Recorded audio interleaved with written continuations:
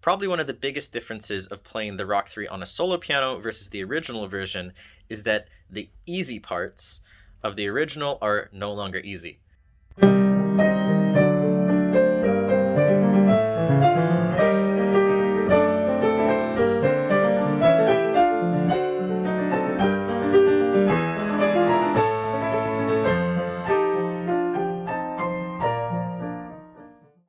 So whereas originally you have this,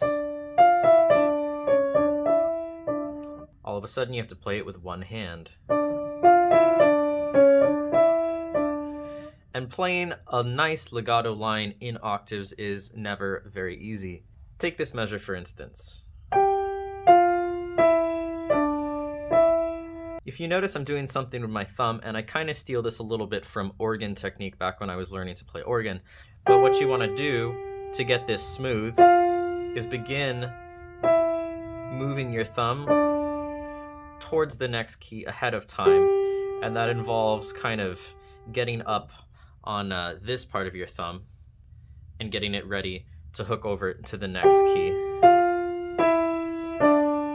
And at the same time, you're alternating 5, 4, put your 5 back, 4, 5 back, 4. So it's multiple things happening at once. Much easier in one hand. And also in places like this, you definitely want to take advantage of sliding.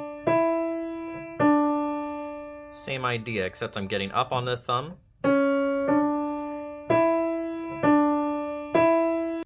So most of the flexibility is in the thumb here. And then the same idea going back. As I'm arranging, I'm adding some parenthetical notes and I'm color coding some keys. So you can see here at the bottom, I say if you cannot reach, play C sharp in the right hand and eliminate the right hand lower octave E. Now the reason I do this is to keep track of the multiple lines. So here, rather than this,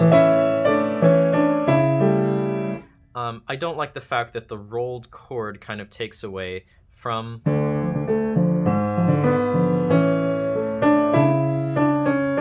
you've got those two interweaving lines. So rather than do that,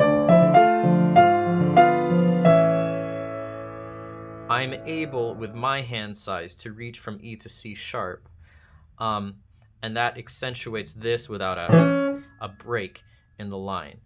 Now, it's always a compromise. As I mentioned, there have to be compromises because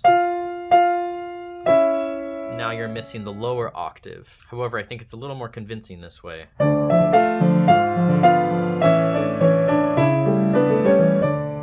As I mentioned, originally this started as a transcription of Christopher Falzone's version, and I'm keeping some of his ideas for texture. Here's an example of something that he did, which I actually ended up keeping.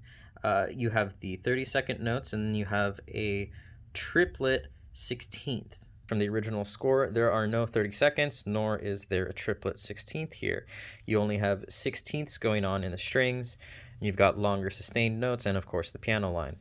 The reason I like it, though, is I feel it starts to build momentum through the phrase into measure 18. So, for example,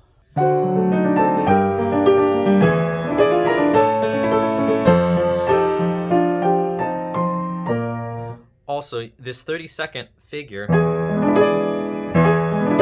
it's almost like a rolled chord, but then you have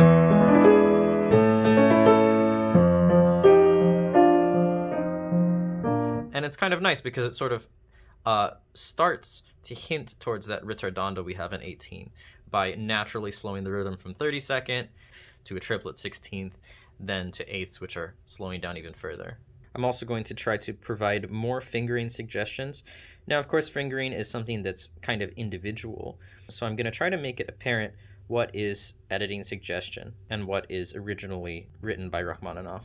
With these parenthetical notations that I'm providing throughout, I'm going to be adding more, and I'm hoping to eventually make an addition kind of like what Alfred does with a lot of their additions. So here's a Ravel that I've worked through before, and as you go through the piece, they have lots of footnotes, and not only do they have footnotes throughout, but at the beginning they have a lot of explanations about the style, and so I'd like to include those as well.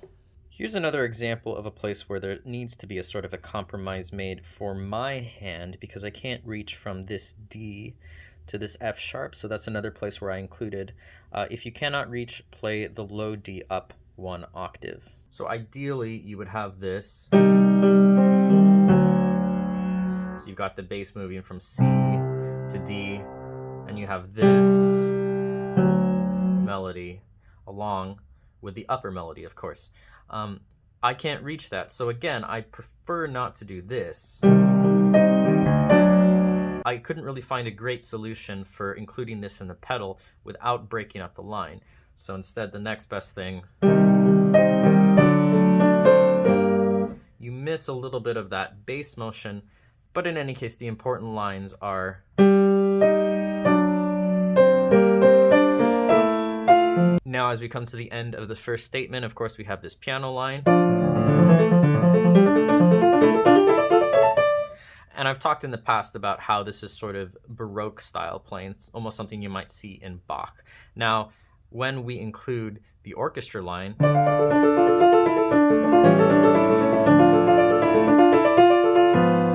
we're dealing with multiple things happening at once. And we get this crossing of the hands. It's interesting because if you study something like the Goldberg variations or, you know, a lot of other Baroque pieces, you'll have this hand crossing. And that's because in harpsichord, you have 2 keyboards. So even in this arrangement, I'm coming across a place where there's some hand crossing.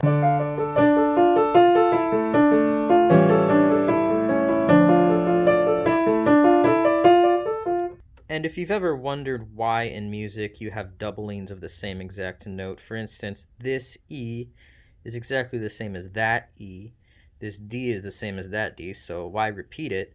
Well, it's just so that you can track the melody line and reinforce it. I'm choosing to play it with the left hand. There could be a number of different technical solutions to this, but I've also included this as a footnote, saying that the notes are doubled to better indicate the melodic line. Also, it was brought to my attention in the comment sections that there is another existing solo piano arrangement by Pianoturtle. I'm going to leave his channel in the description as well, so you can check that out. He's got a lot of content on Rachmaninoff. It's a really cool arrangement as well. I'm going to be starting a Patreon page soon, so if you guys are interested in learning more in depth on what I'm doing, I'm going to be posting weekly updates there. Things like videos of me playing it in slow motion, breaking down exactly step by step how I'm going through everything, fingering suggestions, technical suggestions, all of that. So stay tuned, but until then, I'll see you guys in the next video.